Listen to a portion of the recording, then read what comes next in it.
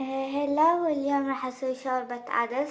اول شي نحتاج جدرية بيها زيت، بعدين نحتاج بصل، ثوم اقصد، بصل مفروم، بصل مسلوق، وبعدين عدس مسلوق. عدس مسلوق.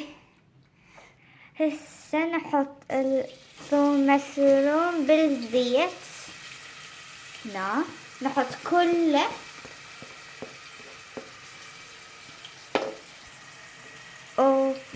وبعدين يخلط شوية بالخلاط. هسه حنخلط العدس. هسه بعد ما خلطنا العدس هسه راح نظل نقلب البصل الى ان يستوي. هسه راح نحط قالب مال مرقة الدجاج.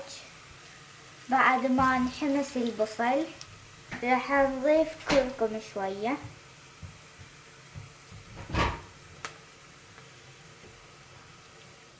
راح نضيف العدس،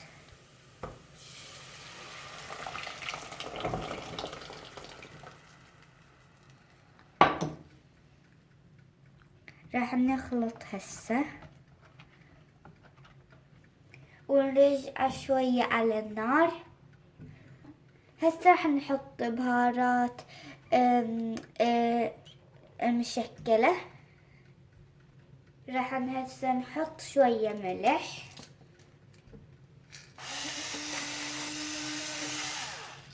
هسه نغطيها 5 دقائق حتى تستوي.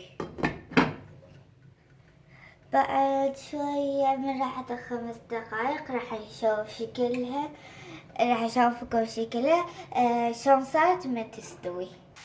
هذا شكلها النهائي، هذا شكلها كلش طيبة، جربوها.